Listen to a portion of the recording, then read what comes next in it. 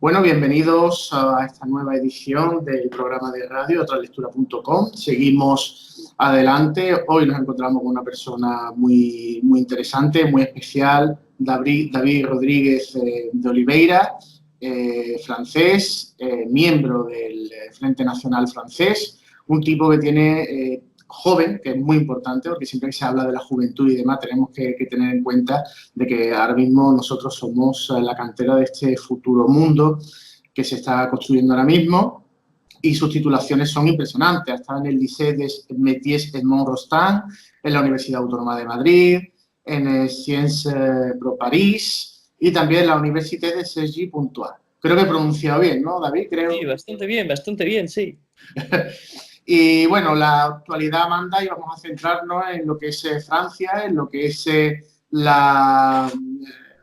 auge del Frente Nacional en este país, también todos los retos sociales y económicos, ¿no?, que existen en este país, y obviamente ahora mismo la actualidad manda, y vamos a empezar hablando sobre el tema, aunque hay muy poca información sobre la explosión que se ha producido hace apenas una hora y pico, en la calle Víctor Hugo de Lyon, una de las ciudades más pobladas y más importantes de Francia, que en este momento, según los medios de información, ha dejado 8 heridos y entre ellos una niña de corta edad. Bueno, David, Francia ahora mismo tiene un problema de terrorismo bastante importante desde hace varios años. Recordemos aquella noche en París, los ataques con cuchillo, el tipo este del camión en la costa, en la zona sur de Francia, arrollando a las personas, y ahora nos encontramos con esto. ¿A qué crees realmente que se debe el hecho de que ahora mismo, en este momento, se produzcan este tipo de ataques, sobre todo en un país como Francia, que no es un país en el cual la inmigración sea algo nuevo, ¿no? O sea, que la inmigración viene de hace mucho tiempo atrás y que se supone que estamos viendo este tipo de brotes en hijos y nietos de inmigrantes, ¿no? ¿Cómo se ve? Bueno, siempre hay que tener cuidado con lo de los atentados. En Lyon ahora aún no se sabe exactamente si es un terrorista islamista o no. Bueno, es verdad que la inmigración en Francia empezó en los años 50, 60, con una inmigración, digo, la inmigración extraeuropea, que no era una inmigración de italianos, españoles y portugueses, sino de gente de Argelia, Marruecos, Túnez y del conjunto de las antiguas colonias francesas de la parte, vamos a decir, lo que llamamos aquí la Afrique Noire, la África subsahariana. Y el problema que tenemos es que el sistema de asimilación francés, el sistema de integración francés, que estaba basado en un hecho muy fácil, es decir, que en 2 o 3 generaciones cualquier persona que venía del extranjero tenía que adoptar la forma de vivir que tienen los franceses desde hace más de 2000 años, es una quiebra que estamos viendo ahora con esa inmigración, porque tienes razón, son nietos, son a veces tercera, cuarta, quinta generación de inmigrantes y que no se asimilan al sistema republicano francés y vamos a decir, al buen vivir francés y a la forma de vivir que tienen los franceses. Eso es porque los franceses ahora se están dando cuenta que en realidad no se puede asimilar un magrebí de la misma forma que se puede asimilar un italiano. Es distinto. Entre un francés y un italiano hay una frontera, pero de los dos lados de la frontera tenemos cultura en común. Entonces, en una generación o dos, pues un italiano se vuelve totalmente francés. El problema que tenemos con la gente que viene de países extraeuropeos es que no se pueden asimilar porque no tenemos casi nada en común y entonces necesitan una fuerza muy grande sin problemas económicos, que tenemos bastante, sin problemas sociales, que tenemos bastante, y hoy en día es imposible. O sea, que es la quiebra de la asimilación republicana francesa y que creo que también puede ser una puerta, una manera de ver que eso también puede ocurrir en otros países. Cuando vemos Cataluña, cuando vemos la inmigración tremenda que hay en Cataluña, cuando vemos el imán de Ripoll, cuando vemos esa asimilación, esa inmigración, perdón, musulmana en Cataluña, no se asimila. Viven entre ellos. Pues la misma cosa en Francia y eso ocurre desde hace más de 60, 70 años. Entonces, con 14% de musulmanes, pues hubo una reislamización de esa población y por culpa muchas veces de poderes extranjeros y eso ha fomentado el terrorismo. Sí, es curioso, ¿no? Dos cosas que he ido tomando nota mental. Es curioso, ¿no? Yo conozco bien Marruecos, he estado en varias ocasiones, y también en Líbano, que son lugares en los cuales la presencia francesa ha sido importante, ¿no? Y esto viene a colación de lo que comentaba sobre el tema de la economía. Cuanto más alto te mueves en esas sociedades, más afrancesados son.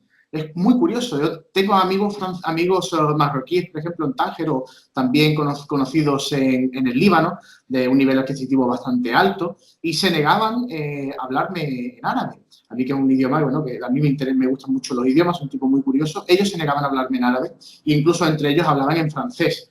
Es bastante curioso, ¿no? Cómo esas élites se afrancesan, mientras que existen esa especie como de dos países, ¿no? Dentro de incluso Marruecos, Líbano y tal, en el cual la masa de clase media o media baja mantienen su idioma, mantienen su costumbre, y las clases altas se occidentalizan, ¿no? En ese sentido. Eso es lo que puede estar ocurriendo en Francia, es decir, los marroquíes, los tunecinos, argelinos también, subsaharianos, gente de Chad, de Senegal y tal, que llegan ahí, que no tienen un sistema adquisitivo, un poder adquisitivo importante. Se está creando Francia, como diría Huntington, ¿no? En un estado escindido en el cual existe una división total entre franceses y franceses pues que son árabes, negros, musulmanes por un lado, y franceses que son blancos, aunque sean de origen italiano, sean de origen español, como en mi caso, yo tengo familia en Francia, españoles de padre y madre, pero nacidos allí, totalmente integrados. ¿Se está produciendo eso en Francia? O sea, ¿hay una escisión social en dos grupos, o se está empezando a producir ese evento? A ver, hay una escisión social, eso está cierto. Eso es, a ver, yo he vivido en un barrio donde, vamos a decir, cuando yo he nacido ahí hace 25 años había un poco de todo, y al final en este barrio, que es un barrio popular, que es un barrio obrero, quedamos a ser la única familia que puede decirse de origen europea, ¿no? Entonces sí, hay una concentración, una guetoización de esa población. Eso es verdad, pero también hay que ver que la culpa no lo tiene solo el Estado, no lo tiene solo el sistema liberal capitalista en el cual estamos viviendo, también lo tienen los propios extranjeros inmigrantes, que en realidad hacen que la gente europea huye de esos barrios, porque ahí hay más inseguridad, y ser pobre no significa que tienes que ir a robar o a matar o a violar. Eso es, también es que puedes ser pobre y ser una Y persona digno. y digno, exactamente. Entonces, el problema es que muchos dicen, no, pero es que los franceses se fueron, los europeos se fueron y estamos entre nosotros. Entonces tenemos esa manera de vivir entre nosotros, de comunitarización y de autorización. Vale. Pero de la otra perspectiva, que es la perspectiva de los europeos, pues nos están echando. Es que nos están echando. Nos están echando porque hay agresiones a los niños blancos por ser blancos. Hay un racismo antiblanco en algunos barrios, que es tremendo. Hay un racismo anticatólico, vamos a decir, anticristiano, que es bastante fuerte también. Y entonces la gente a finales pues se va, y tiene razón. Y la gente se va de muchas formas. O se va del barrio, o saca a los niños de la escuela pública y la pone más bien en la privada, y entonces desde ahí hay una secesión, realmente, una secesión, una especie de cosa que podría llamarse una partición, y que incluso es un poco, es triste, pero es peligroso, porque hay una forma de balcanización de la sociedad francesa y de los suburbios de París, por ejemplo, que es muy preocupante, muy, muy preocupante.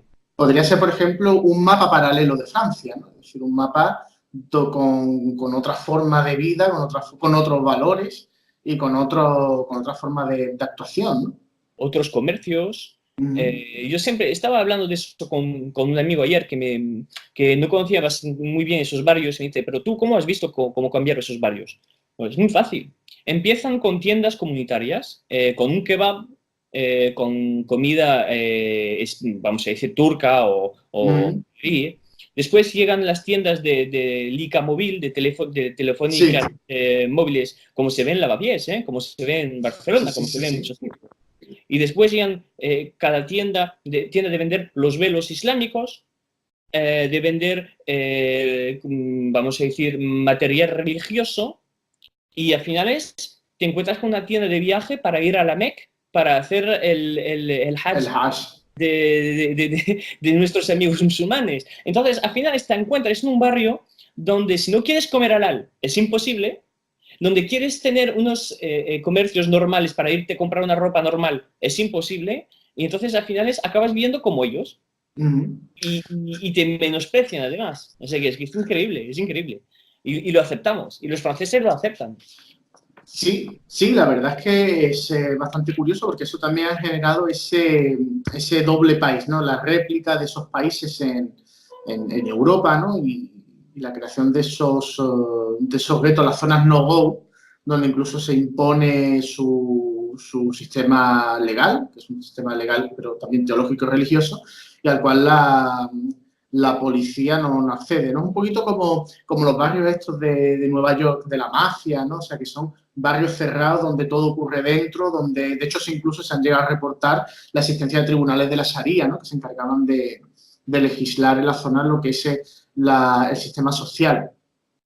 Pero yendo al tema, ¿no? Sobre todo a los franceses, la reacción hacia esto, el papel del Frente Nacional, ¿qué es el Frente Nacional? Porque hay muchísima desinformación, sobre todo en España, sobre todo ahora también con la presencia de Vox, que se reclama una especie de Frente Nacional en España, cosa que cuando atiende a las comparativas, pues no mucho. Y sobre todo el auge del Frente Nacional, porque no, ese partido político no creo yo que haya surgido y haya tenido tantísima proyección en estos últimos años simplemente por la cuestión de la inmigración, sino que creo que atiende también a cuestiones laborales, a cuestiones obreras que la izquierda ha ido dejando de lado poco a poco, ¿no? ¿Cuál es tu opinión sobre esta situación? ¿Qué nos podrías contar a los españoles sobre el Frente Nacional? Bueno, yo creo que el Frente Nacional hay que verlo de forma global, pero es muy complicado porque el Frente Nacional recientemente ha cambiado mucho. Ha cambiado mucho desde hace 2 años, desde la última campaña electoral de Marine Le Pen como candidata a la elección presidencial de Francia. Ha cambiado mucho. Pero antes, la posición del Frente Nacional era ser un partido que ni era de izquierdas ni era de derechas.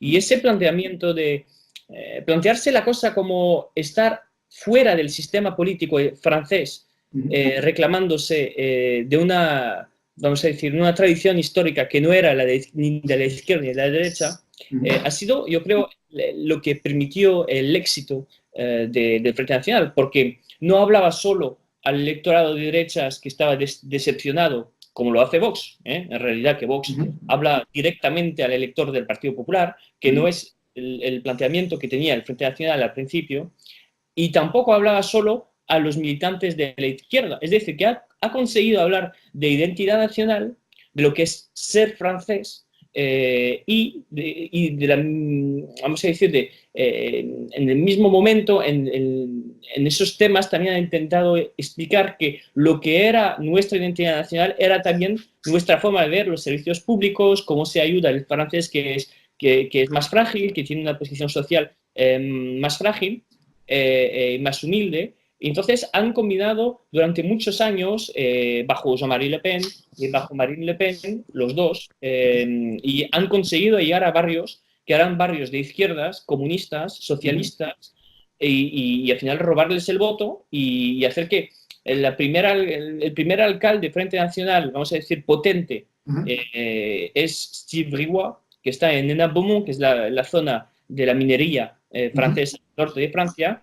La zona que siempre han sido tradicionalmente comunistas, de izquierda, las zonas mineras, las zonas obreras, las zonas agricultores. Stalinista, se puede decir, stalinista. Y esta zona es Andalucía, es que es Andalucía. Realmente un voto que era muy clientelista, y se le votaba al Partido Socialista también porque con las redes de corrupción, pues a finales le enganchaba el voto a cualquiera, ¿no? Pero sacaron el voto y consiguieron a amenazar al Partido Socialista en sus tierras y al final a ganarles, porque el Partido Socialista ahí, o comunista, no representa nada hoy en día. Sí, Entonces, sobre todo Han hablado de los dos.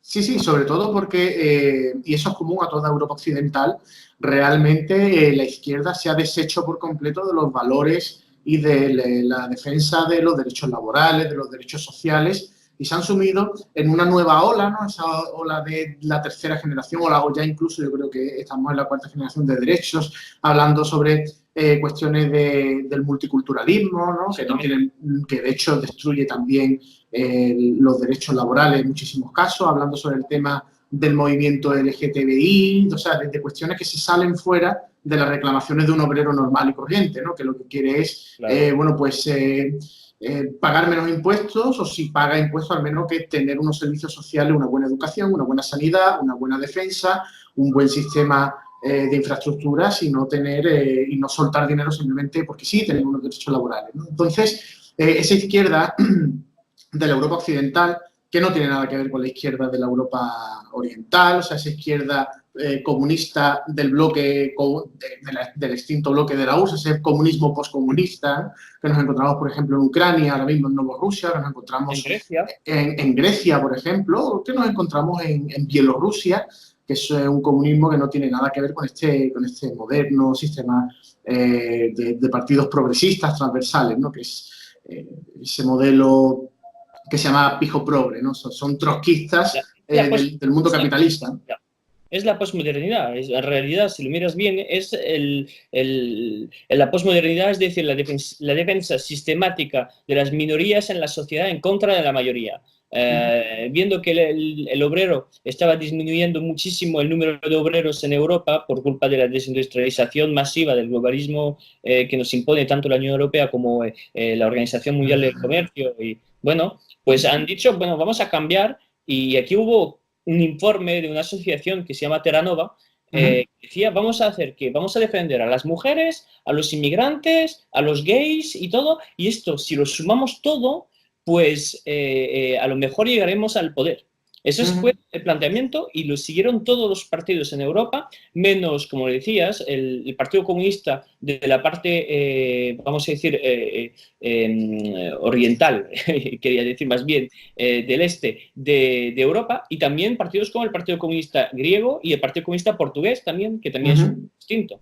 Y desde ahí, pues los obreros, viendo que, bueno, ahora ya no nos defienden, están defendiendo tanto al capital como a las minorías sociales, pues a finales, pues nosotros ¿qué hacemos? Vamos a otro partido. Yo vengo de la izquierda, por ejemplo. Yo vengo de la izquierda y estuve militando en el partido de Jean-Luc Mélenchon en el 2012, que Mélenchon es el equivalente, vamos a decir, más o menos de Podemos hoy en día. A ver, Mélenchon, nacido en Tánger. Sí, sí, señor. Sí, señor. Como muchos políticos franceses que nacieron en el Magreb, o como Verstringe, o como mucha gente que nacieron ahí. Y bueno, la realidad es que cuando eres una persona que viene de la clase obrera, dices, a ver, ¿cómo puedo defender mis derechos? Dice, bueno, pues por ejemplo, creo que hay que salir de la Unión Europea. Eso, y lo dices a la izquierda bueno, eres un fascista. Es que si quieres salir de la Unión Europea eres un fascista. O sea, al final vas a ver cómo es el Frente Nacional y te encuentras, bueno, no es interesante, defienden la reforma de las pensiones a los 60 años, defienden el salario mínimo, defienden muchas cosas a nivel social. Y dices, bueno, es exactamente como la izquierda, pero defiende además la identidad nacional y lo que represento como obrero. Bueno, pues me voy ahí. Y como mucha gente, como millones de personas que votaban al Partido Comunista se fueron. Claro, porque es una forma de sentirse seguros en su propia identidad, y al mismo tiempo también al establecer ese mensaje nacionalista, no solamente en la cuestión social, sino también en la cuestión económica, porque al final no olvidemos que la auténtica soberanía la tienes cuando tienes tu propia soberanía económica, que es lo que no está pasando en la Unión Europea, y ha sido una de las causas del telón de fondo del tema de la cuestión del Brexit, ¿no? Hablando de la incidencia de la Unión Europea... Si me permites un segundo, has claro, usado la palabra clave, creo, de todo el debate, que es la palabra soberanía. Soberanía, que es el debate político que tenemos desde hace más de 4.000 años, que es quién decide, quién decide. Y en realidad, para tener soberanía hay que tener una comunidad política. Y lo que ha hecho la izquierda, defendiendo siempre las minorías, siempre la inmigración, siempre el LGTBI y todas esas cosas, ha fracturado la soberanía. Y eso le viene muy bien al capital y al liberalismo, porque fracturando la comunidad política estás fracturando el poder y impidiendo que el Estado, que normalmente debe de garantizar el buen vivir de la mayoría social, pues como está tan dividida la sociedad, al final no tiene el poder para ejercer sobre los lobbies y las grandes empresas. Creo que la palabra soberanía es la más importante de todas. Efectivamente, ¿no? Y de hecho por ahí va por el tema de la Unión Europea, pero has comentado un tema muy interesante de la izquierda y el capitalismo, ¿no? Que debido a que la izquierda posmoderna, europea, occidental, es anticapitalista solo en el nombre, pues lo que utiliza un circuito B, una especie como de puerta lógica dentro de todo el entramado de este motor que es Europa, que son las ONGs, que muchas veces son pantallas de grandes poderes y conglomerados económicos que utilizan a esas ONG para subvencionar a estos mismos grupos de izquierda que le están haciendo el trabajo perfectamente. Porque realmente... Claro. Es así, ¿no? Es decir, ha sido la manera de darle la vuelta al poder para que dejen los políticos, no, la democracia deje de servir al pueblo, para que el político y la democracia se convierta en un mero enlace entre el poder económico internacional, que es el que manda al fin y al cabo, porque al fin y al cabo el que tiene el poder, el que tiene la fuerza, y que se convierta en un mero agente cristalizador de esas agendas que al final va a atacar directamente a la población, al obrero y tal. Y yo creo que la gran estructura, más allá del Estado en Europa, que está llevando a cabo esto, que se está convirtiendo en el modulador entre ese poder económico monolítico, relativamente oculto, que utiliza sus herramientas dentro de la sociedad, es la Unión Europea. Porque la Unión Europea es un ente supranacional, como todos sabemos, pero que al mismo tiempo, al ceder, de hecho, esto está en los tratados de adhesión a la Unión Europea, de que los Estados deben otorgar su soberanía o parte de su soberanía a la Unión Europea, de tal manera que la Unión Europea es al mismo tiempo ente supranacional y una especie de protoestado que se está comenzando a desarrollar. Tu opinión acerca de cuál ha sido la incidencia real de la Unión Europea dentro de Francia y cuál ha sido la verdadera causa del por qué Francia tiene ahora mismo esta crisis a nivel económico, a nivel industrial, porque tú también has dicho una frase importantísima, una palabra importantísima, que es la desindustrialización, que se ha dado de forma progresiva conforme los países han ido introduciendo la Unión Europea. España, por ejemplo, se desindustrializó de forma totalmente voluntaria, cometió un suicidio cuando se introdujo en la Unión Europea. España era un país mucho más industrializado de lo que es ahora. Desindustrialización, dependencia económica, neoliberalismo económico, posmodernismo social. ¿Cuál ha sido la incidencia de la Unión Europea dentro de todo esto? Y concretamente en Francia. Bueno, pues como lo has dicho, a ver, es que la Unión Europea, como dices, es un Estado supranacional, pero en realidad que no se protege. Es decir, que dice la Unión Europea, vamos a acabar con la moneda nacional. España va a abandonar la peseta, Francia va a abandonar el franco y todos los países vamos a tener la misma moneda, pero la moneda que sirve. Normalmente la moneda es una manera de proteger las industrias, por ejemplo. Se puede jugar con la moneda, bajar, subir el nivel de la moneda en función de los vecinos para competir. Es un medio de competitividad, ¿no? Y ahora hemos hecho una cosa muy, muy interesante con la Unión Europea y terrible, que es decir, vamos a tener la misma moneda, que primero ya no tiene sentido porque el tejido industrial de España no tiene nada que ver con el de Alemania, pero bueno, y desde ahí vamos a decir que el Banco Central que va a gestionar esta moneda sea independiente. Es decir, y ojo, es privado. Cosas sin tener poder político para hacer lo de la competitividad. Entonces, le estás quitando armas a las naciones europeas para dárselas a un banco central que no responde a nadie, sino a los lobbies, a Goldman Sachs y a todos los bancos a los que pertenecen los consejeros de este banco central. El caso de Mario Draghi, el famoso caso de los grandes tecnócratas, son gente que salen de esos laboratorios económicos, de esas estructuras económicas de los bancos centrales, Reserva Federal, etcétera, Goldman Sachs and Company, y se introducen en puestos claves de poder dentro de los estados, como en el caso de Mario Draghi, pues que te puedes convertir en presidente de una nación sin ningún tipo de votación, simplemente de forma tecnocrática, puesto ahí. Pero es que el Banco Central Europeo, al igual que la Reserva Federal de Estados Unidos, es un banco privado. Bueno, pero la Reserva Federal de Estados Unidos no es independiente. No es independiente, pero al final no se sabe exactamente dentro del juego económico quién tiene el poder.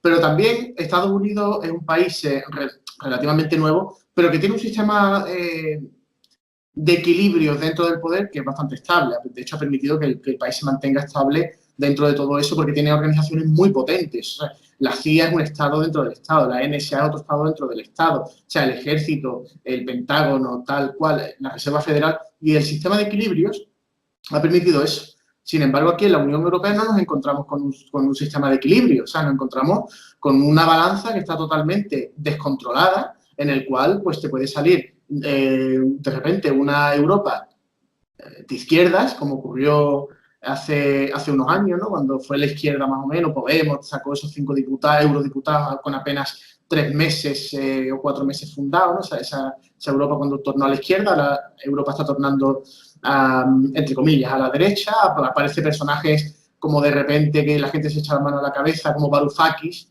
aparecen personajes como Tsipras, aparecen personajes como Víctor Orbán, o sea, personajes que son diametralmente opuestos en muy poco tiempo y que desequilibran ese modelo. No es como en Estados Unidos, que el Banco que la Reserva Federal es privado, pero existen ahí una especie de equilibrio de poder de forma tácito o de forma expresa. Aquí no, aquí está totalmente descontrolado. Aquí te llega un tipo. Sería impensable, por ejemplo, que la Reserva Federal quitara a un presidente de los Estados Unidos y pusiera a uno de los suyos sin ningún tipo de elección. Eso sería un escándalo. Aquí se hace, como ocurrió, por ejemplo, con el caso de Mario Draghi. Bueno, es que no lo necesitan. Normalmente es que ahora con la Unión Europea, como han quitado el poder a las naciones soberanas y a los parlamentos nacionales y a finales al ciudadano de España, de Francia, de Portugal, de Italia, y lo elevaron a un nivel más alto. Es decir, que ahora los que deciden el 80% de la normativa española son los de la Comisión Europea. A través de la famosa pirámide de Kelsen, que es uno de los puntos más importantes, que no existe. Pero... Porque normalmente la norma, a ver, existe en un país en Europa, en uno, Alemania. ¿Por qué? Porque en Alemania dicen, el Tribunal Constitucional Alemán de Karlsruhe dice, pues a mí, señores, lo más importante para mí es la ley fundamental alemana, que es la Constitución alemana, y si el Tratado Europeo no me conviene, tenéis que cambiar el Tratado Europeo.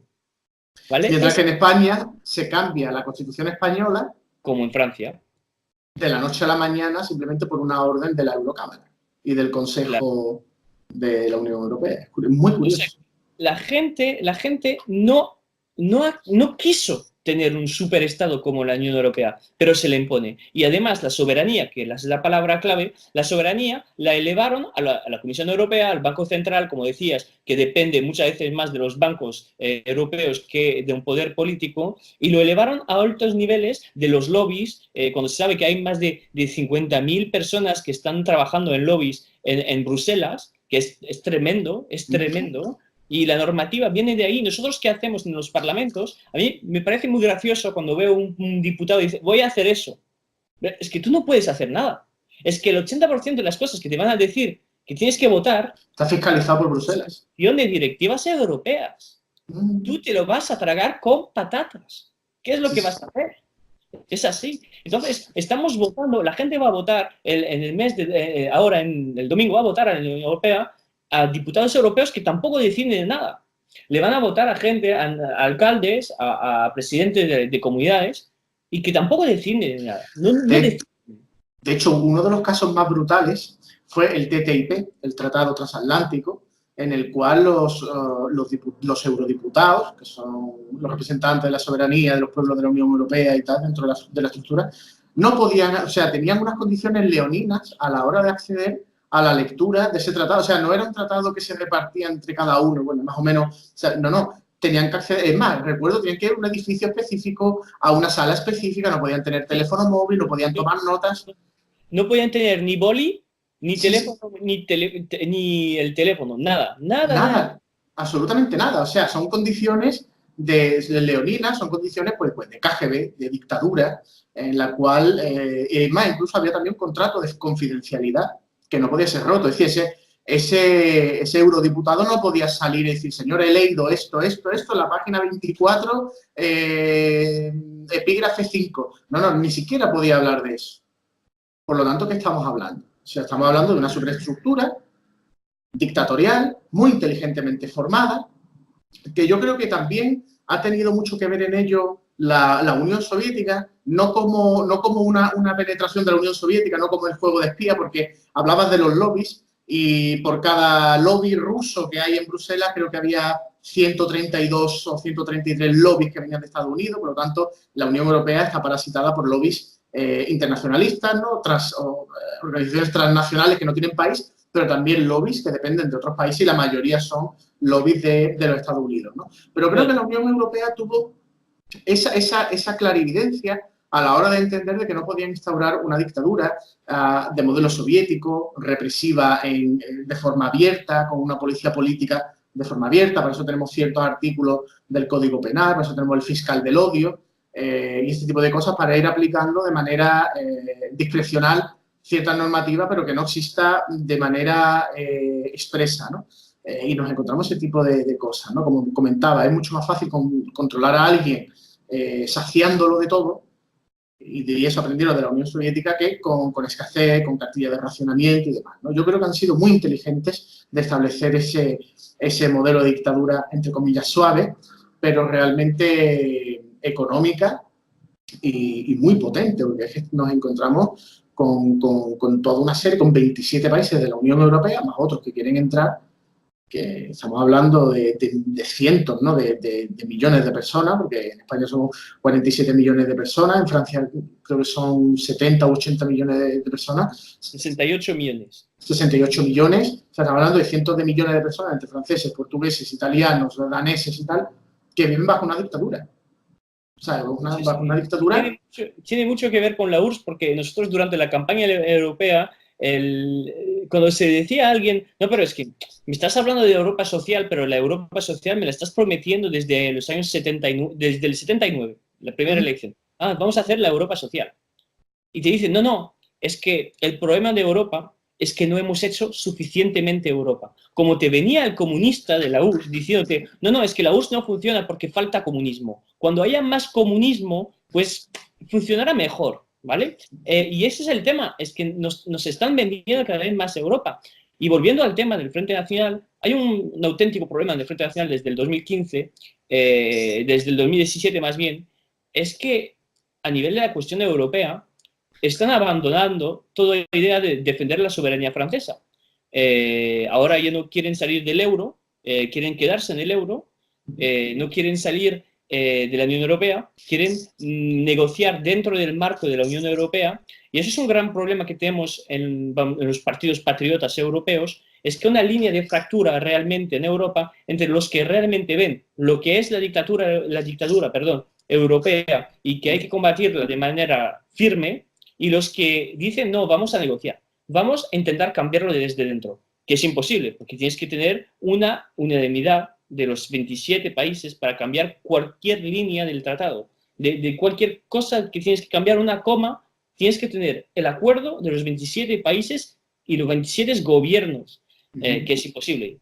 Si quieres cambiar, por ejemplo, lo de los trabajadores de la directiva Bolkestein, esos polacos que vienen a trabajar miles y miles y miles en Francia con el código social, vamos a decir, polaco, para cambiar eso, para cambiar esa directiva, tienes que tener el acuerdo del gobierno polaco, cuyo interés no es acabar con esa directiva de Bolkestein.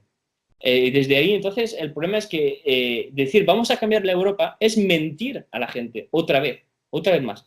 Europa te miente y te vienen los partidos, vamos a decir, casi patriotas y te mienten otra vez. Y eso es el debate. Es la famosa estrategia del chivo expiatorio, ¿no? Es decir, no somos lo que somos por culpa de, y van señalando a diferentes enemigos temporales, ¿no? Enemigos circunstanciales. Una vez puede ser la izquierda, otra vez puede ser la derecha, otra vez puede ser los socialistas, otra vez los capitalistas, ¿no? Pero ¿qué papel tiene también dentro de este modelo, ¿no? Porque desde que la Unión Europea empieza a tomar poder, vemos cómo se pierde la soberanía de la que hemos estado hablando, la soberanía política, la soberanía económica, se deslocaliza la industrialización, se desmontan astilleros, se desmontan puertos, se desmonta todo y se manda pues, a Indonesia, a China, tal. Y entonces al mismo tiempo los derechos laborales comienzan a bajar. Por lo tanto, somos menos competitivos. Somos mucho menos competitivos que otras potencias emergentes que están surgiendo. Somos menos competitivos, por ejemplo, que Estados Unidos, que tiene una tasa alta de industrialización, pero que tiene un bajo tipo impositivo para los trabajadores, por un lado. Por otro lado, con China no se puede competir, porque China son 1.500 millones de esclavos, por lo tanto, China, eso es una máquina, eso es un motor muy fuerte. Con la India, por ejemplo, ¿no? Que producen ciertos bienes, y a nosotros nos venden a los europeos de que, claro, ellos venden material en masa, pero nosotros tenemos la calidad, nosotros tenemos... Pero claro, tú puedes vender unos zapatos de muchísima calidad, pero no tener una industria zapatera lo suficientemente fuerte como para darle trabajo a miles de personas, cosa que los chinos te montan 5 fábricas y tienen a lo mejor ahí a 50.000 personas, por lo que eso implica, ¿no? Trabajando. Realmente este modelo económico, este proceso de empobrecimiento económico, porque el euro ha sido ácido corrosivo, al menos en España, por lo que me cuentan en Francia también ha sido terrible, en Grecia, también tengo familia en Grecia, me han comentado también, ¿no? Y lo vivo de bastante cerca, también ha sido ácido corrosivo, ellos con el dracma vivían muchísimo mejor, ¿no? Realmente este empobrecimiento económico, social y a todo laboral, cada vez menos derechos laborales. Por ejemplo, un dato interesante sobre Vox. Vox quería poner el contrato por encima de los convenios colectivos, lo cual significa... Es exactamente lo que hizo Macron en la última reforma del Código Laboral en Francia. Claro, claro. Eso lo que hace es someter a los trabajadores a condiciones leoninas que trabajen por lo mínimo sin atender a lo estipulado de los convenios colectivos como los pluses de nocturnidad, de peligrosidad, etcétera. O sea, puedes tener tranquilamente un tipo manejando, totalmente formado, manejando una sustancia peligrosa, un ácido clorhídrico o algo, sin pagarle los pluses y pagándole el mínimo, ¿no? Eso realmente, ese empobrecimiento, va para hacernos más competitivos y poder competir con naciones emergentes como China, como la India. ¿Qué futuro le ves a eso? ¿Qué futuro se le ve en Francia? ¿Y cuál es la posición del Frente Nacional en este tema? Bueno, lo que me estás comentando lo he leído en un libro muy bueno que es de un economista marxista que se llama David Harvey, que habla del proceso de globalización. Y bueno, eso siempre ha existido. Primero, la globalización siempre ha existido, siempre. El Imperio Romano era global. El griego y también el periodo griego siempre ha existido. Es la primera cosa. El problema de la globalización es que mañana, cuando se va a una fábrica a China, pues después el día siguiente se va a Vietnam y el día siguiente se va a Corea y entonces siempre van bajando los costes y los salarios y todo lo que son las protecciones sociales de los trabajadores, ¿no? Desde ahí hay que plantearse una cosa. Hay que protegerse. ¿Protegerse qué significa? Es decir, que los productos que estamos comprando en España deben de estar producidos en España, como los de Francia, como los de Italia. Es decir, que el acero francés, que necesitamos para hacer los barcos franceses, que son muy buenos, de muy buena calidad, pues necesitamos producirlo en Francia. Y entonces no vender, por ejemplo, a Mittal, que es la gran empresa de India, que los compra siempre las grandes empresas de acero francesas, pues tenemos que protegerlas. Es que el proteccionismo económico es la única forma que vamos a tener para proteger, uno, nuestro empleo, dos, nuestro modelo de bienestar y tres, pues el tejido industrial. Porque si no, desde ahí no podemos competir. Así que, a ver, primero, yo a nivel moral, ético, no quiero trabajar como un chino. Es que no claro, lo quiero. claro. Y no lo quiero ni para mis hijos, ni para mis padres, y ni para mis hermanos. Entonces, desde ahí nos planteamos eso. Entonces, Ni siquiera para los propios chinos. No, yo les deseo lo mejor para ellos. Yo creo que el sistema que tienen no les conviene. Pero bueno, yo defiendo los intereses. Es su soberanía, es su soberanía. Claro, yo defiendo los intereses de los europeos. Claro. Desde ahí, la verdad, cuando veo lo que ha ocurrido en Grecia, me da muchísimo más pena que cuando veo algo que ocurre en China. ¿Por qué? Porque Grecia para mí es un hermano europeo y desde ahí le tengo más cariño, más afección que una persona que está fuera de nuestro continente. Entonces, primero, si queremos realmente impedir que nos volvamos a trabajar como chinos, pues nos tenemos que dar las reglas, las normas que nos protegen de eso. Y volvemos al tema, que es siempre el mismo tema, que es el tema de la Unión Europea, que está organizando en realidad destruyendo todas las armas que podríamos utilizar para defender nuestro modelo de sociedad. El Frente Nacional en eso ha tenido dos fases de proposición. Hubo la fase antes de que se fuera Florian Philippot, que era el número 2 del partido, y que yo personalmente pienso que tenía razón, que era de decir vamos a salir de la Unión Europea, del euro, y vamos a protegernos con proteccionismo económico y diciendo somos una potencia autónoma, no necesitamos tener la protección ilimitada de Estados Unidos, porque no somos una colonia de Estados Unidos y entonces eso también es un tema que es muy importante. Es decir, si nosotros franceses tenemos muchas relaciones económicas con Irán, ¿vale? Cada vez que de hecho, habéis salido perjudicados con, claro, con todo este juego perverso de Estados Unidos en contra de Irán, que es un país que yo personalmente conozco y que es un país que tiene muchísimas oportunidades de inversión. El derecho de Estados Unidos se lo imponen a nuestros países cuando vamos a hacer comercio con países extranjeros como Irán, por ejemplo. Es que impiden a Peugeot, por ejemplo, de ir ahí y hacer fábricas para construir coches para venderlos a los iraníes. Es que estoy viendo el mundo loco. Entonces, eso es la estrategia de la patada a la escalera. Que es el desarrollo mío de forma proteccionista y en el momento en el cual yo he logrado tener unas cotas de poder utilizando el liberalismo, utilizando el capitalismo voraz y tal, cuando llega a otra potencia que quiere seguir ese camino, establece medidas proteccionistas, que es lo que se ha vivido ahora con Huawei. Que más allá de una cuestión geopolítica, más allá de las rivalidades, más allá del miedo a que los dispositivos chinos, Huawei, Lenovo o Xiaomi puedan tener elementos, ¿no?, que espíen a la población europea. Oh, sorpresa, Estados Unidos preocupándose porque no nos espíen, cuando lo ha hecho Facebook, Twitter, Instagram, iPhone, todo esto, lo han realizado todas estas labores. Eso siempre ha existido. Es que eso siempre ha existido. En España, lo de la guerra de las comunidades, ya hace mucho tiempo, en el año 1520, era un problema sobre la lana.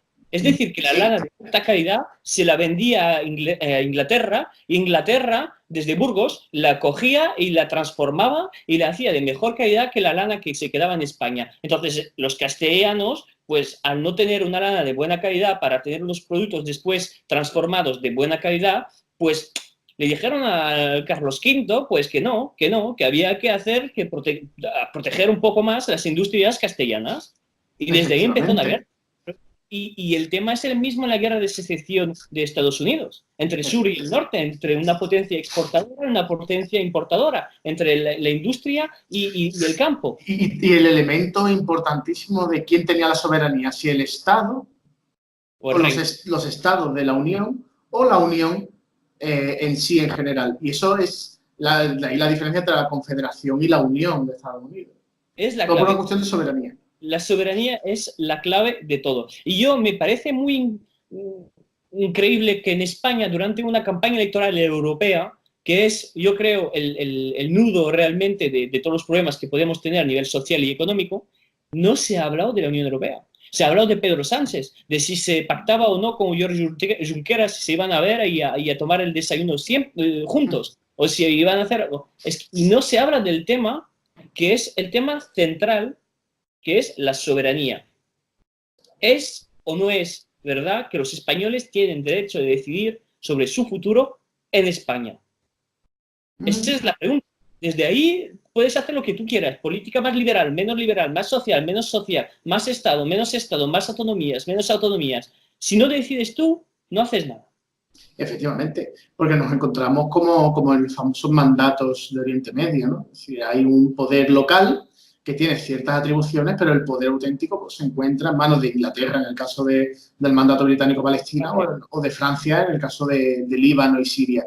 Esa es la cuestión realmente en la que estamos los países europeos. O sea, tenemos unos poderes locales relativamente independientes y luego un poder auténtico, que es la Unión Europea, con todo lo que hay detrás de la Unión Europea, que es mucho y no es nada bueno.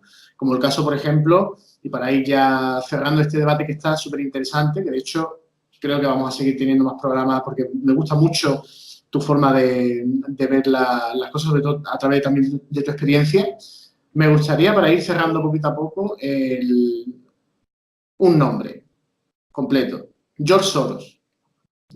¿Cuál ha sido el papel de George Soros, Open Society, últimamente, en este último tiempo? Porque tampoco George Soros actuaba hace muchos años, ¿no? Dentro del papel de las circunstancias de la Unión Europea. Bueno, yo la verdad es que el tema de Soros no lo conozco muy bien.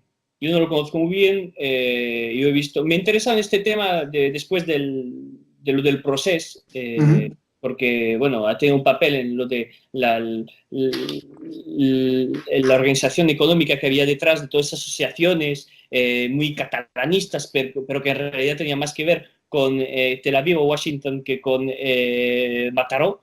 Desde ahí podemos decir una cosa, es que Soros ha apoyado siempre, siempre, siempre esas minorías sociales de las cuales estábamos hablando, y realmente cuando se ve que, por ejemplo, una persona como Pedro Sánchez ha trabajado en una asociación que estaba pegada al Open Society de Soros, vemos que la izquierda en realidad tiene un papel más grande en el proceso de globalización económica que incluso que la derecha. Sí. En muchos temas. Porque todo lo que es el LGTBI y ese tipo de cosas no lo ha apoyado la derecha. Por mucho que no me guste, a mí no me gusta mucho la derecha. Yo no soy de este ámbito. Pero, a ver, los que lo hicieron más, ¿quiénes fueron? ¿Quién hizo entrar a España en la OTAN? La izquierda. ¿Quién hizo la entrada masiva de inmigración? Que a eso le gusta mucho Soros, porque ha financiado a grupos que hacen esa entrada de inmigrantes desde Libia hacia Europa. ¿Quién lo hizo? La izquierda. Entonces, todos esos temas, yo no soy muy especialista de Soros, pero lo que vemos es que está muy liado y muy pegado a las políticas sociales de la izquierda desde hace 30 años. Y ahora el separatismo, que eso es lo peor de lo peor, es decir, romper la unidad histórica de España. Y desde ahí podemos decir que Soros es un enemigo, no digo un adversario. Hay que hacer la distinción. Digo, totalmente. Un auténtico enemigo del que es auténticamente patriota, porque está destruyendo la solidaridad social y la cohesión social de la base de la gente, con la inmigración, el LGTBI y toda esta cosa, y también está deshaciendo la unidad de España. Entonces, vamos a ver, Soros es el auténtico enemigo. Yo creo que Víctor Orbán ha hecho muy bien de hacer una campaña únicamente sobre el tema de Soros, porque este hombre que está solo con su dinero y con sus organizaciones, está haciendo que a lo mejor podamos tener unos enfrentamientos muy violentos donde ya no lo ha sabido desde hace más de 70 años. Entonces, ahí, no lo conozco muy bien, pero yo lo que he visto no me gusta.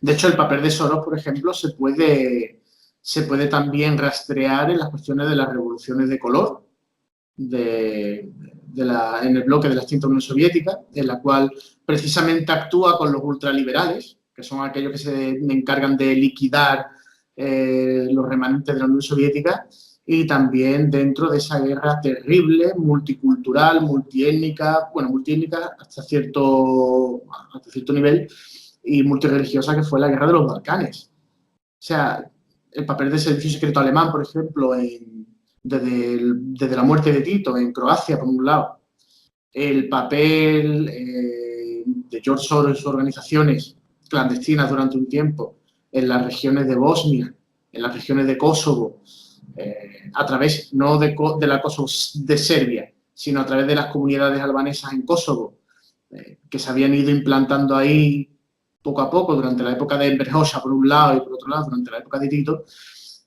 son unos elementos que ayudan al colapso de Yugoslavia, entre otras razones, para hacer daño a la región de los Balcanes y sobre todo para permitir una expansión hacia el este sin tener un enemigo como Yugoslavia en su espalda, ¿no? Entonces, ojo, la curiosidad es que Eslovenia y Croacia forman parte de la Unión Europea. Tenemos un narcoestado total y absoluto dirigido por un ex líder terrorista, que es Hashim Thaçi, que está acusado de traficar, yo creo que con todo, y que ha traficado incluso hasta con órganos humanos, genocidio, violaciones masivas, tráfico de armas, tráfico de personas, tráfico de drogas, tráfico de órganos. O sea, el traficante por antonomasia es este hombre. Tenemos a una Yugoslavia, a una Bosnia que se ha convertido, y junto con Albania, que se ha convertido en un caladero de yihadistas, cada vez más radicalizados, con un poder omnímodo de Turquía, que se ha convertido a Bosnia, porque históricamente los bosnios, por razones religiosas, porque eran bogomilos, se convierten al Islam, tal, porque el cristianismo bogomilista tenía muchos elementos parecidos, sobre todo en la cuestión de la naturaleza de Cristo, con lo que se establece en la teología islámica, ¿no? Por lo tanto, se convierten al Islam en masa, se convierten en la mano de Turquía en los Balcanes, y de hecho hace mucho daño a croatas y a serbios. Se ha convertido en el gran pivote de Turquía en la región. Y luego nos encontramos con Serbia, que es un estado que ha sido cercenado sucesivamente, con la cuestión de Montenegro, por ejemplo, con el tema kosovar, y ojo que van a por Voivodina. Ojo que van a por Voivodina en la región del norte, porque Serbia, históricamente, han tenido siempre una muy buena relación con dos países. Con Grecia, por un lado, tienen una relación buenísima. De hecho, hay ciertas organizaciones que se han unido a ciertos niveles formando la Confederación Ortodoxa. Y por otro lado, obviamente, con Rusia. Y Serbia es un pivote de Rusia y con Francia. Excelente relación con Francia, desde Pedro I de Serbia, que combatió en el ejército francés durante la Primera Guerra Mundial. Efectivamente. Pedro I, el rey bueno, que le llaman en Serbia, parece una persona muy, muy buena. Entonces, Serbia se ha convertido en el potencial pivote de Rusia en los Balcanes. Entonces, para muestra un dato, por ejemplo, y no viene de Rusia, sino que viene de China, y es que China ha pagado la construcción de una autopista con claros fines industriales entre Budapest y Belgrado, y la compañía del acero de la época comunista, que se la quedó el USA Steel, el primer lustro, creo que fue en el 2003 o 2004, se la quedó por el precio simbólico de $1. Yo creo que como saqueo. Mucho. Como saqueo de... Sí. Lo que pasa es que al no ser ese acero rentable, soltaron la fábrica y la ha comprado China. Entonces ahora todos los serbios que trabajaban en esa fábrica han vuelto a trabajar, y los chinos han sacado han empezado a producir acero a unos niveles importantísimos. Y también, obviamente, el puerto del Pireo, también que China lo ha penetrado. O sea, China está penetrando los Balcanes de una manera bastante importante y amenaza el poder, ¿no? La influencia de Estados Unidos y de la Unión Europea en esa región para bien de esos pueblos que ahí habitan, ¿no? Claro, y George Soros. Lo interesante también es ver que nosotros, yo creo que tú como nosotros dos podemos decir, estamos más a favor de un mundo multipolar. Y eso también no tiene multipolar. Es una línea de fractura muy importante otra vez entre los patriotas europeos. Y desde ahí que el Frente Nacional estaba muy a favor de este mundo multipolar, y poco a poco ha desviado. Yo creo que estamos viendo también la emergencia de auténticos, vamos a decir, amigos, vamos a decir, yo diría más bien lacayos, pero bueno, auténticos lacayos de Estados Unidos en Europa, que se dicen patriota, que dicen defender su patria, pero que en realidad detrás hay Steve Bannon y hay el poder americano, y que ahora están diciendo, cuidado, que viene China y que viene Rusia, y que vienen los países, pero en realidad nosotros como europeos no tenemos más interés al oeste que al este. Somos primero naciones, y desde ahí el mundo multipolar nos beneficiaría bastante. Y esa línea de fractura, creo que entre los patriotas europeos es muy importante que tomarlo en cuenta, porque entre Wilders y Salvini hay un mundo. Totalmente. A pesar de que los medios de desinformación les pongan el el San Benito, ¿no? Les pongan la etiqueta de fascista, pero no tienen nada que ver, realmente tienen muy poco que ver. Por ejemplo, hablando sobre el mundo multipolar, yo personalmente estoy muy de acuerdo con las teorías de Alexander Dugin, con el cual tuve una entrevista, un debate en este mismo canal, de hecho está subido a Internet, y yo considero, por ejemplo, a Rusia como un pivote de civilización independiente al pivote de civilización de Europa Occidental. O sea, podemos tener muchas cosas parecidas a nivel tradicional. O sea, la sociedad tradicional europea occidental y la sociedad tradicional rusa se parecen mucho. Pero es que la sociedad tradicional europea se parece mucho a cualquier otra sociedad tradicional de cualquier país, porque al final los valores más o menos son los mismos. Entonces, con esto quiero decir que realmente Europa está bajo la ocupación de Estados Unidos y de su gran aliado, que es el Reino Unido, que son dos talasocracias bastante agresivas. ¿Y los alemanes?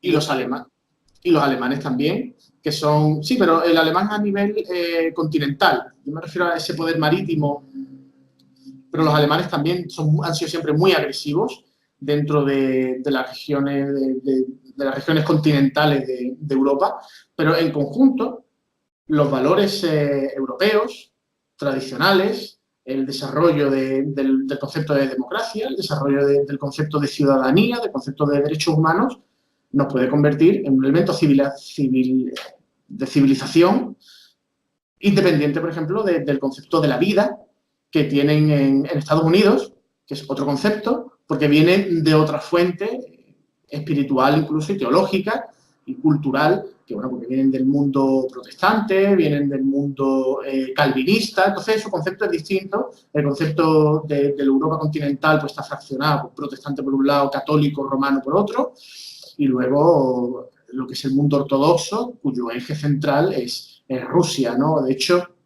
en el anterior programa hablábamos sobre la rivalidad que había entre el líder real de facto del mundo ortodoxo, que es Kirill, el patriarca de Moscú, y el líder legal, el líder de jure, que es el patriarca de Constantinopla, que no tiene ningún poder, ¿no? Y esa lucha de poder entre yo soy el primus inter pares de jure, y el otro dice, vale, sí, tú serás el primus inter pares de jure, pero que tiene el poder real soy yo, puesto que Rusia ahora mismo es un estado religiosamente potente.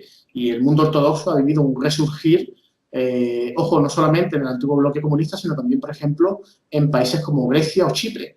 Son países que el peso no han tenido una URSS o no han formado parte de una Yugoslavia. Entonces, es muy interesante este tipo de papeles. Yo siempre hablo, y tuve un programa larguísimo de 4 horas, hablando por ejemplo, de Siria, que se tiene que empezar a ver, y esto Dugin apunta muy bien hacia ello, el mundo en cuestión de metageopolítica.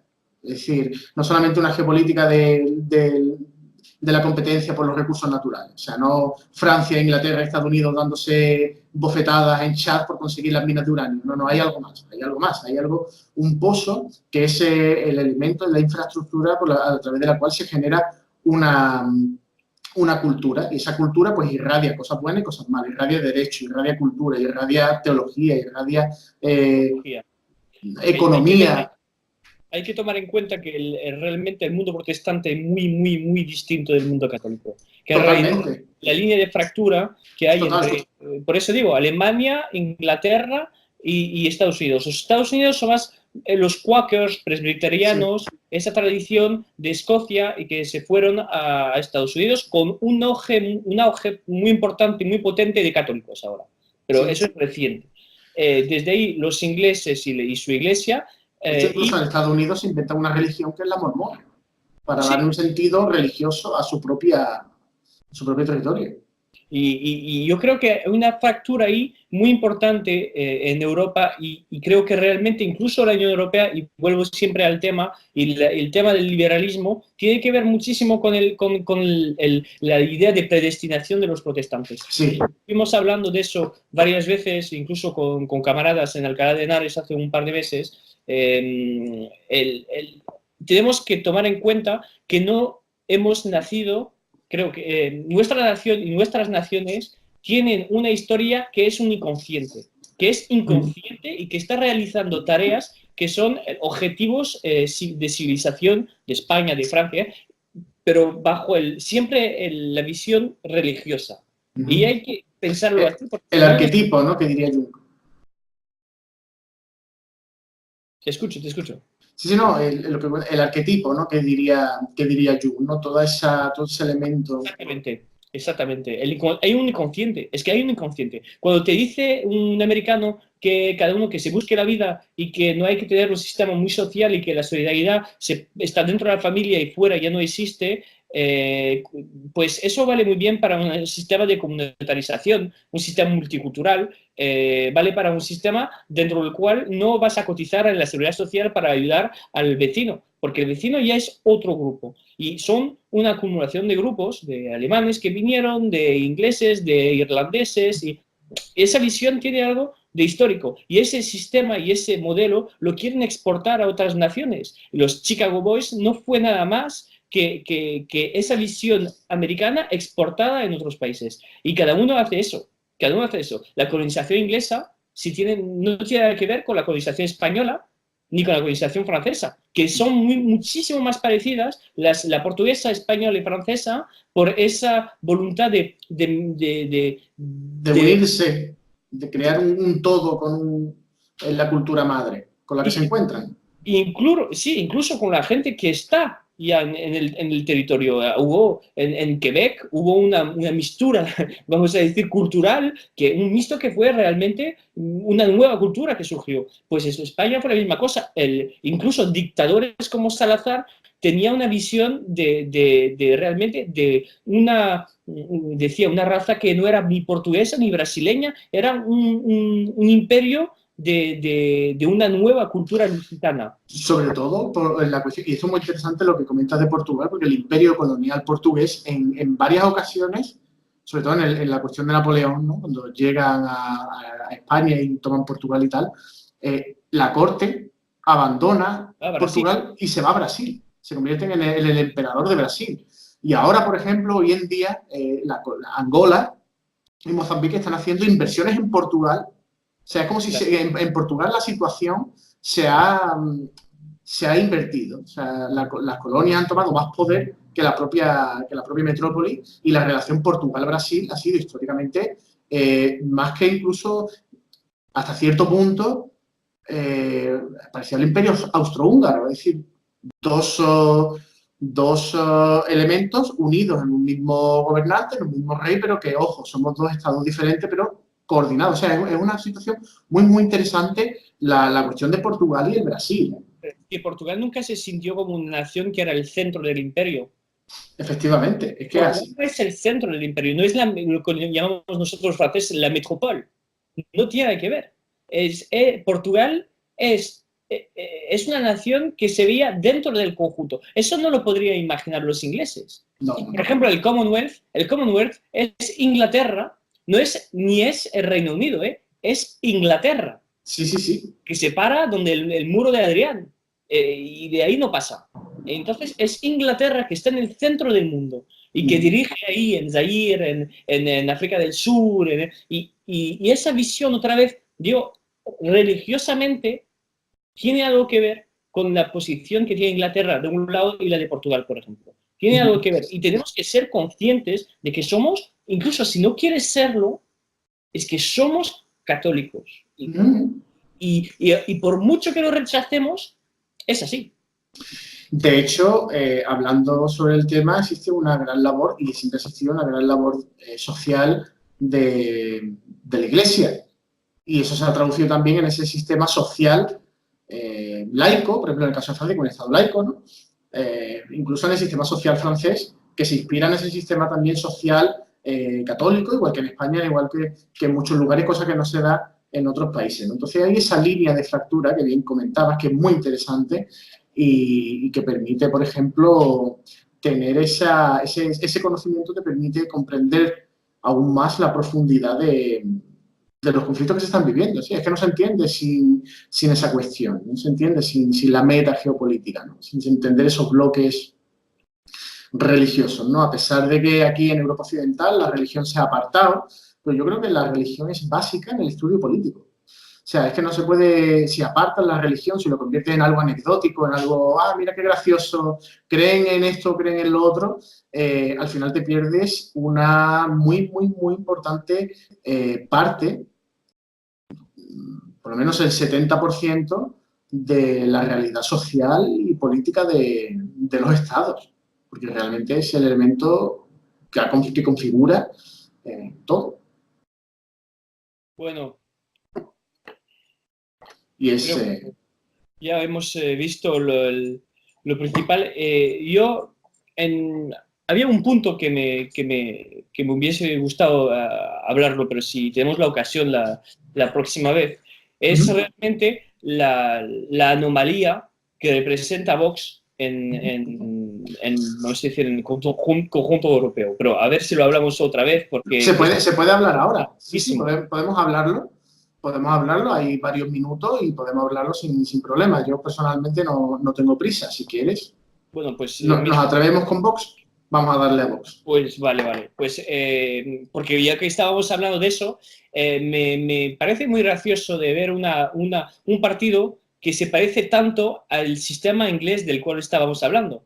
En realidad, es el partido más anglosajón que ha habido en Europa con Wilders, pero Wilders viene de una tradición que es una tradición más bien protestante. Claro, entonces, tiene sentido.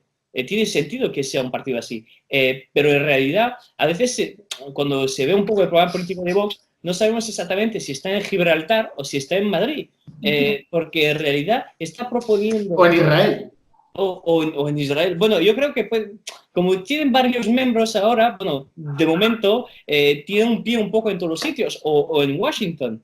En realidad, vemos que detrás de este partido tenemos una visión, una cosmovisión, que es una visión liberal, atlantista, de sumisión total de la soberanía. A mí me hace muchísima gracia de ver banderas de España en los mítines de Vox. Me gusta, me encanta y me da muchísimo orgullo que el pueblo español saque otra vez la bandera, que es un orgullo para ella.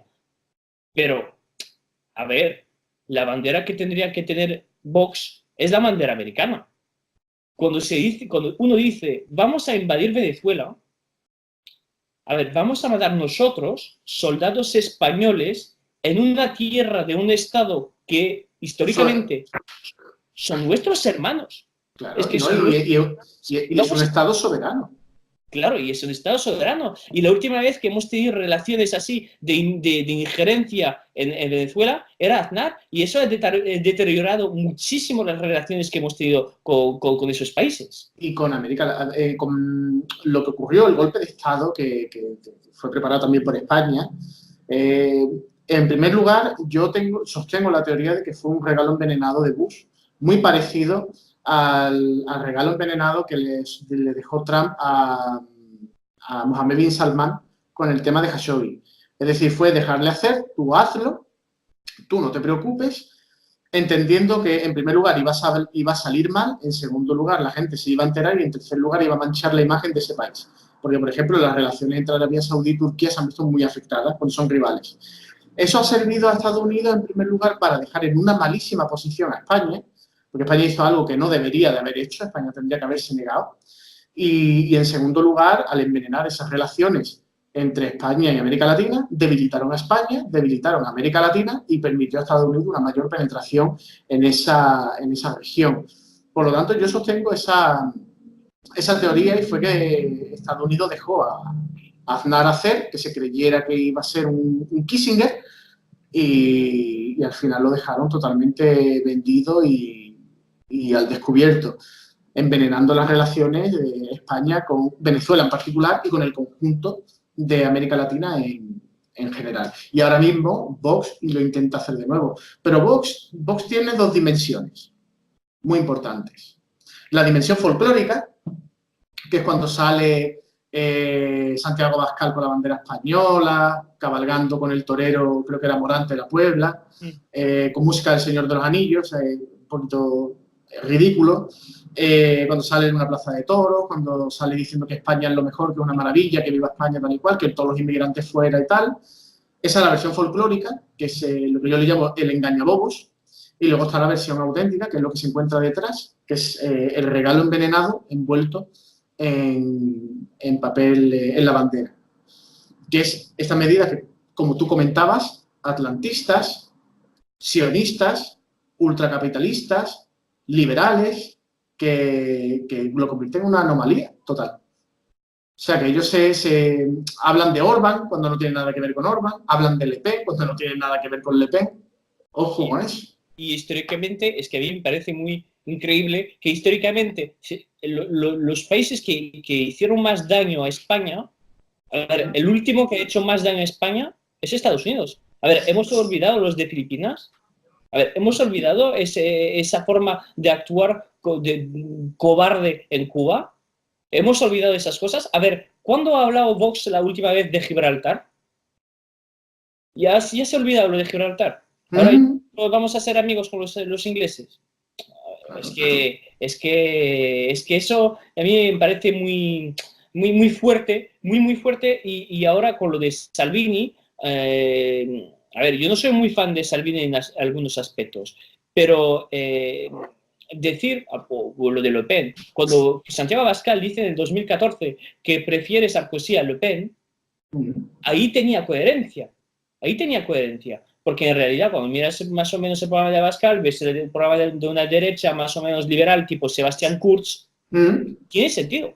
Tiene sentido. Pero hoy en día decir que son la ultraderecha, son los que se parecen más a Le Pen. No. ¿En qué? ¿En qué? ¿En qué aspecto? A ver, ¿cuál es el programa de Vox a nivel de la Unión Europea? Primero, no se sabe. Es que no aún sabe.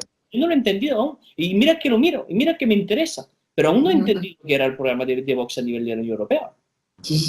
Vox, bajo mi punto de vista, es la operación Podemos en la derecha. Exactamente. O sea, Podemos, por ejemplo, en España, y para el que no lo sepa, no sale del 15M.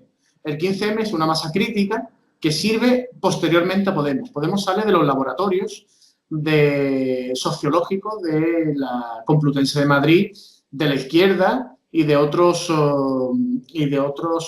factores políticos. Y su mayor objetivo es el siguiente. En un momento de crisis económica, en un momento de cuestionamiento de las instituciones en España a nivel europeo, en un momento en el cual la gente miraba a Syriza y a Tsipras y al tándem Tsipras-Varoufakis con el corazón en el puño, decidieron crear un tándem que, bueno, en ese caso no era tándem, era un trío, el trío La, que era Pablo Iglesias, Monedero y Errejón, para poner un parche por la izquierda y evitar que saliera un auténtico Varoufakis. Porque, ojo, en Syriza el peligroso no era Tsipras, en Syriza el peligroso era Varoufakis, que es el que se enfrenta a la Unión Europea. Bueno, Varoufakis también ahora muy flojo. Yo diría más bien que era la presidenta del Congreso, que se llama Constantopoulos, Zoe Constantopoulos. Sí. Esa sí que tenía una visión ya, es de volver a la dracma. Sí.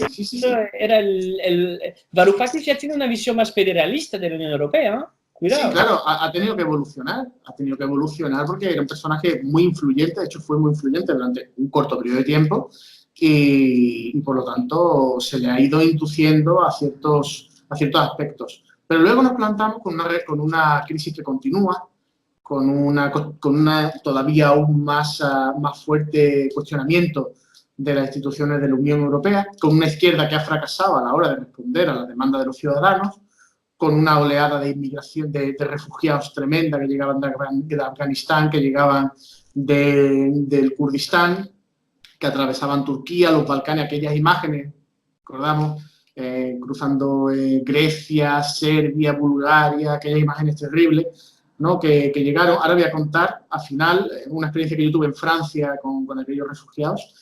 Y bueno, aparece por la derecha un Víctor Orbán, un tipo que se plantea que dice no. Y junto con él Polonia, y junto con él la República Checa y Eslovaquia, Visegrado.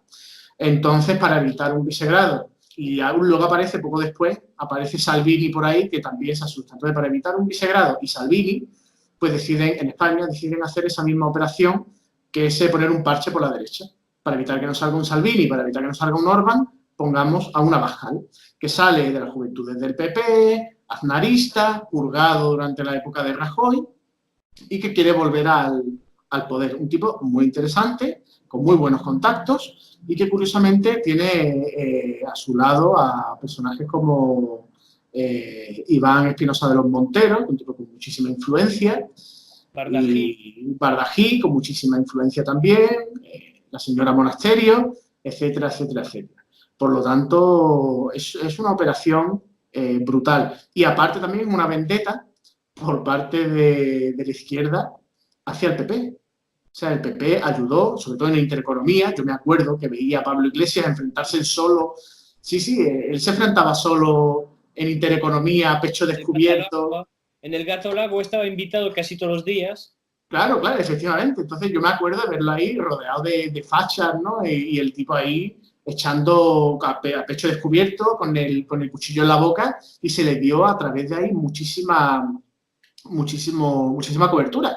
El objetivo era intentar romper el voto de la izquierda y desangrar al PSOE. Entonces, claro, cuando el PSOE ve la oportunidad de Vox, les permite, hablen de ello. Entonces, tienes al país hablando de ello, tienes a la Sexta hablando de ello, cosa que si el poder no quiere, no se habla de ello, porque hay otros grupos políticos que se podría hablar de ellos, pero por cuestiones que trataremos en otro momento no se permitió. Entonces, es una vendetta de la izquierda para desangrar al PP y lo han conseguido, le han hecho un daño al PP yo creo que personalmente yo creo que es irreparable, que es el tema de plantarle a un Ciudadanos que lo está desangrando por el centro y a un Vox que lo está desangrando por la parte de la extrema derecha. Bueno, Ciudadanos también está desangrando al PP por la derecha. Que eso es muy Sí. interesante, porque con una figura como Inés Arrimadas, en realidad no le está sangriando, no está atacando solo al centro, está atacando también a la derecha. Es decir, Claro. que ha cogido, también porque la sociedad española evoluciona mucho y ha evolucionado hacia un sentido más libertario en muchos temas de sociedad. Lo hemos visto con la eutanasia, que hubo el debate ese a propósito de la señora que tuvo que pedirle a su marido que le matara, porque eso es lo que ha ocurrido. Y entonces la sociedad española ha evolucionado mucho, Ciudadanos ha cogido esta posición, este posicionamiento, pero al mismo tiempo teniendo gente como Inés Arrimadas que va atacando hacia la derecha del Partido Popular. Es decir, nosotros queremos realmente el 155, nosotros realmente combatimos a los que vosotros habéis aceptado pactar con Puyol de aquella. Entonces, porque Ciudadanos, de hecho, tiene su salto en Cataluña, era Ciudadanos en catalán, ¿no? Entonces, claro, ellos salen de ahí y de ahí también han conseguido muchísimo crédito a la hora de defender la unidad de España, ¿no? En un momento de crisis. Hay que decir una cosa de lo de Vox. Ciudadanos ha surgido y ha surgido también de UPyD. Es decir, sí, que cierto. En pocos meses ha vaciado UPyD. Lo que el sistema a lo mejor no ha visto correctamente es que mañana puede surgir algo que hace exactamente a Vox lo que Ciudadanos ha hecho a UPyD. Eso también puede ocurrir.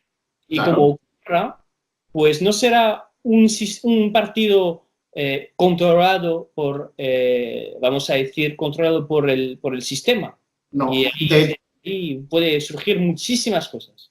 De hecho, una de las cosas positivas que ha tenido Vox es que se han abierto el debate social en cosas que antes eran tabú.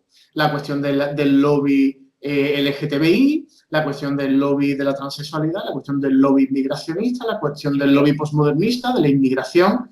Y ahí Vox ha hecho una labor bastante importante que, ojo, que a lo mejor a ellos no les beneficia, pero sí beneficia a otros partidos que están a la zaga y que están trabajando para aprovechar precisamente este momento histórico en el cual se ha roto ese muro monolítico del lobby, se pueden hablar y se puede debatir sobre este tipo de cuestiones. Muy interesante.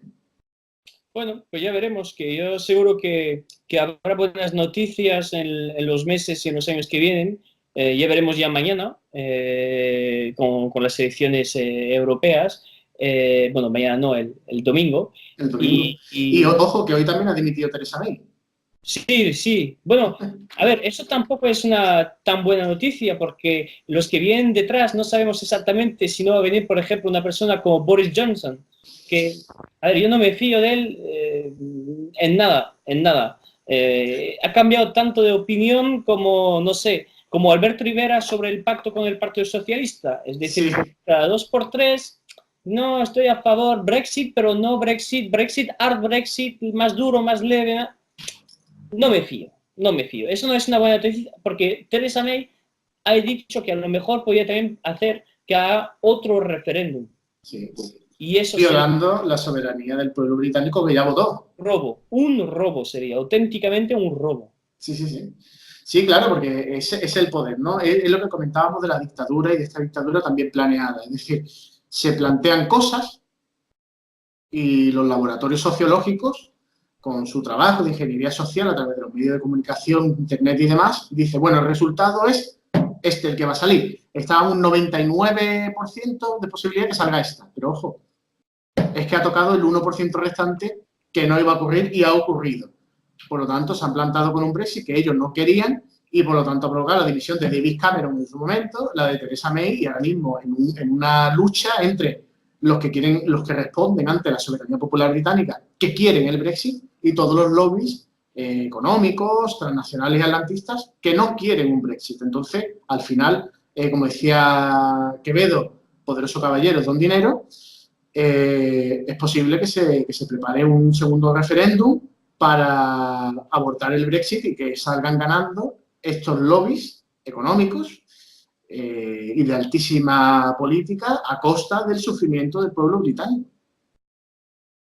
Es posible, pero bueno, cuando se ve un poco el resultado que va a tener el Brexit Party de Nigel Farage, porque está primero en las encuestas y lleva creo que más de 15 puntos sobre el segundo. O sea que mejor. Muchos aquí dijeron en Francia, no, es que los ingleses ya no quieren ser de la Unión Europea. No, no, señor. El primer partido en Inglaterra y en el conjunto del Reino Unido es el Brexit Party y el partido protestante de Irlanda del Norte, que también está muy en contra de la Unión Europea. Entonces, desde ahí hay que ver que en realidad, si hacen otro voto, es muy posible que salga otra vez un voto a favor del Brexit. Es más, conociendo a los británicos, más gente votaría incluso a favor del Brexit por una cuestión de orgullo, ¿no? Decir, oiga, pero es que nos están intentando engañar. O sea, claro. Porque sería una jugada realmente antidemocrática. O sea, demostraría una vez más que no nos encontramos en un sistema democrático. A ver, yo la pregunta que también me hago es ¿cuándo se va a hablar de este tema en España? ¿Cuándo? Hombre, teniendo en cuenta que España fue uno de los pocos países que votó a favor de la Constitución Europea, me parece que no es un debate que se esté abriendo, que ni siquiera creo que haya espacio para abrir ese debate ahora mismo. Porque tampoco la población está muy educada, la población española tiene la idea de que la Unión Europea es maravillosa, es genial y que el problema está en Vox, el problema está en el Frente Nacional, en esos fascistas que andan por ahí, que siempre todos son fascistas, ¿no? Pero realmente yo todavía no he visto ninguno, y no en la auténtica estructura de esta organización supranacional que es la Unión Europea. O sea, entonces, esa es la visión española, es que la Unión Europea es lo bueno, es lo que nos salva. Entre otras cosas, pues podemos viajar, o sea, pues siempre por cuestiones realmente pueriles, ¿no? Es que yo puedo viajar a Roma y ya. Cuando la Unión Europea ha estado detrás de la destrucción de la industria de la agricultura española, cuando ha estado detrás de la destrucción de la industria ganadera, de la industria pesada española, recordemos el cierre de Euskalduna, en el País Vasco, que le tocó a mi padre y le tocó a mi abuelo, recordemos el cierre de astilleros en Cádiz, etcétera, etcétera, ¿no? Y una cosa que los españoles se quejaban mucho, pero que se entiende. Cuando iban los camiones cargados de fruta y de verdura española, que ahí en la frontera los franceses los atacaban y tiraban todo, es que es normal.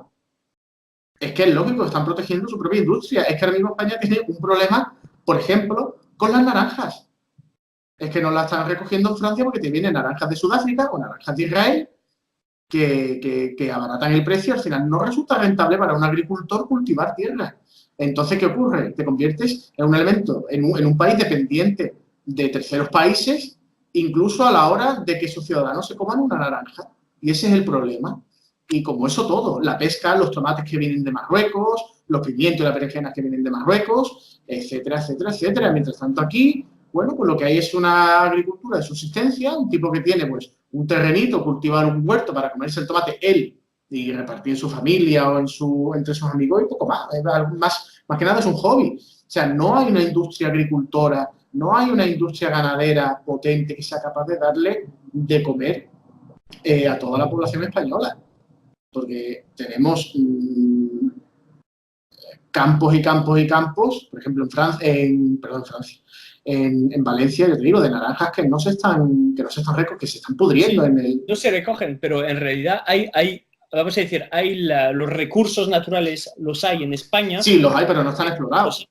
Sí, sí, sí. Entonces siempre estamos con lo mismo, localismo, proteccionismo y recuperar las armas que nos van a permitir defendernos frente a la globalización económica que se está realmente cargando a nuestras naciones. Y desde ahí, si el sistema europeo dice, vamos a hacer una moneda que no puedes dirigir, vamos a hacer que no paguen los productos chinos aduanas cuando llegan a Francia. A ver, si la regla es de no meter ninguna regla al nivel de comercio internacional, pues desde ahí no podemos hacer nada. Desde ahí no podemos hacer nada. Por ejemplo, en España hay otro caso que es que el tema del carbón. La cuenca carbonífera, por ejemplo. No me hables de eso, que yo soy del Bierzo y yo del carbón a mí me pone una rabia de ir a comprar carbón a Marruecos cuando están cerrando las minas y cerraron todas las minas que habían en el Bierzo y que ahora las térmicas funcionan con carbón marroquí. A mí me parece una vergüenza. Una vergüenza. Y los partidos locales que dicen, no, es que vamos a hacer una autopista o vamos a hacer eso. No, el problema número uno tendría de ser de cómo es que es posible que somos tan tontos para ir a comprar carbón en Marruecos y quemarlo en España cuando tenemos unas minas que funcionan desde el Imperio Romano. Sí, efectivamente. La médula, por ejemplo. Que ahí estaba ya, vamos, explotado por los romanos. Es como todo, volvemos a lo mismo, ¿no? Es decir, si a mí me sale más barato meter en un supermercado naranja de Sudáfrica, más que recogerla aquí en Valencia, en el sistema economicista en el que vivimos, tú vas a coger las naranjas de Sudáfrica. Lo mismo pasa con el carbón. O sea, el carbón al final, ¿qué te sale más barato? Traerlo de China, o sea, te sale más barato traerlo de China o de Marruecos y quemarlo en tu barbacoa que comprarlo en una mina a lo mejor que tiene a 50 o a 60 o a 100 kilómetros. A ver, eso porque el problema es que pensamos como consumidores. Pensamos como consumidores. Si piensas como un trabajador, piensas de forma distinta. Porque Totalmente. si estás quemando el carbón que tu hermano es minero y que lo va a buscar él en la mina y que le hace un sueldo que le permite darle de comer a sus hijos, que hace funcionar la escuela local y ese tipo de cosas, cuando estás pensando no solo en consumidor, pero sino como un trabajador potencial, desde ahí ya es otra cosa. No te cuesta más barato, te cuesta más caro en realidad comprar la naranja de Israel o de Sudáfrica. Te cuesta más caro. No es que te cuesta más caro. Porque hay un coste social del desempleo. Hay un coste social del desempleo. Cuando vemos que hay gente, el empobrecimiento de las capas sociales. Y gente que se mata. Hay gente que se suicida por cosas de desempleo. Claro. Es que hay un coste social que es tremendo y que cuando se hace un ERE, en realidad, cuando el Banco Santander hace un ERE, en realidad tendríamos que hacerle pagar el coste social que va a provocar. Porque va a ser más gente en el hospital, va a ser más problemas sociales, más inseguridad a lo mejor en un pueblo, y ese coste social, que en realidad nadie le está poniendo una cifra, pues existe. Entonces, te cuesta más caro comprar la naranja de Israel que comprarla en España. Es eso que tenemos que nosotros también a nivel individual, no solo político, a nivel individual, pensar que prefiero comprar lo local antes de comprar una cosa del extranjero. Totalmente. Por eso hace falta medidas localistas y hace falta medidas proteccionistas. Por eso, como volviendo al principio, entiendo a aquellos agricultores franceses que atacaban los camiones de España porque les iba a hacer un daño terrible. Entonces, pues yo no estoy de acuerdo contigo en eso, porque es como la persona, por ejemplo, que critica la inmigración y que ataca al inmigrante. en realidad el que tiene más culpa de la inmigración no es el inmigrante. No, es el Tiene la sistema. gran corporación que está detrás y que tiene interés porque el sueldo que le va a dar al inmigrante va a ser más bajo que el de un nacional. Y van horadando los derechos laborales. Si el campesino francés fuera realmente concientizado, iría a atacar no sé, la sede de la Unión Europea en París. Por ejemplo. Y eso es lo que ocurre con los chalecos amarillos. Es que muchos han tenido miedo porque los chalecos amarillos se fueron a atacar a la prensa. ¿Por qué? Porque han entendido que la ideología dominante, la ideología cultural que nos están imponiendo desde la Unión Europea, desde las grandes élites europeas y occidentales, pues los que están realmente haciendo que se entiendan en todas las capas sociales, gracias a la televisión, a la radio y todo ese tipo de cosas, pues son los medios de comunicación. Entonces, los primeros que hay que atacar son los medios de comunicación. Cuando vas a la raíz del problema, se ve que el sistema ya está un poco con miedo. Y claro, yo creo que lo del campesino hubiera tenido más sentido atacarse a la causa profunda del hecho que al campesino español, que en realidad al final es una víctima, como tú. Sí. Lo que ocurre es eso, ¿no? Son medidas muchas veces que buscan la mediatización de esos actos, ¿no? Pero realmente el fondo tiene razón, es decir, el hecho de importar todo este tipo de cosas es terrible, o incluso exportarlas, porque, por ejemplo, Europa no tiene, lo tendrá, pero no existe una política de tratamiento de residuos electrónicos. Se manda a África, se manda a Ghana. Por ejemplo, hay un problema también en Bangladesh con el tema de la playa de Chittagong, con el tema de los barcos. Las compañías petrolíferas lo encallan en la playa, en las costas, y abandonan el barco. Entonces, como no hay una legislación, es un país pobre y tal, pues ya los desguaza la gente sin ningún tipo de nivel de seguridad, ni de derechos laborales, ni de ningún tipo, en lugar de traerlo aquí y de establecer plantas de desguace de barcos, porque hay una serie de productos químicos, una serie de riesgos que se tienen que evitar. Lo que pasa es que eso implica un coste. O plantas de tratamiento de estos residuos electrónicos, que luego a todos nos ponen la cabeza como un bombo, hablándonos de la contaminación, de no sé qué, de no sé cuánto, pero oiga, si yo dejo mi ordenador y lo tiráis en medio de una playa o de un vertedero en la costa de Ghana, y llega un tipo ahí, le mete fuego para sacarle el componente de oro y utiliza ácido y tal y cual delante en medio, miles de personas que cogen enfermedades, que se queman, que tienen un montón de problemas, que hay unas mafias ahí detrás y que encima eso contamina. Y me ponéis la cabeza como un bombo echándome a mí las culpas. Yo no voy a Ghana a tirar mi ordenador a esa playa, lo hacéis vosotros. Montar aquí una planta con especialistas, con personas preparadas, con todos los requisitos de seguridad, para que un tío no se queme con el ácido, para que un tío no inhale los vapores del producto químico o del proceso químico para separar el oro, el coltán y tal y cual, reciclarlo y hacer las cosas bien. Lo que no podéis hacer es montarnos a nosotros. Nosotros somos los culpables de la contaminación del mundo, pero vosotros hacéis lo que os da la gana. Por ejemplo, nosotros somos los culpables del calentamiento global y yo, por ejemplo, a las afueras de la línea, en el término municipal de San Roque, hay una refinería que, por cierto, pertenece a Arabia Saudí. Ojo, Arabia Saudí es el gran socio de esta refinería. Pues esta refinería no para noche y día. Yo no tengo ni siquiera coche. O sea, ¿me vas a decir a mí que yo contamino y tienes una refinería ahí con unas chimeneas que llevan 40 años sin parar de echar azufre, de echar dióxido de carbono, de echar todo? Oiga, ¿quién tiene la culpa? Háganlo bien, pero no se hacen bien las cosas. Y además crea empleo, crearía bastante empleo, pero bueno. Claro, efectivamente. Es así. Ha sido un debate impresionante, la verdad, David. Tener a David Rodríguez ha sido un auténtico placer, un auténtico honor debido a todos sus conocimientos sobre el Frente Nacional en Francia y como han podido disfrutar es un hombre bastante formado y con las ideas muy claras. Por lo tanto, vendrá en próximas ediciones y próximos programas y a vosotros, a aquellos que nos seguís, muchísimas gracias por vuestra fidelidad y nos vemos en nuestra próxima tertulia.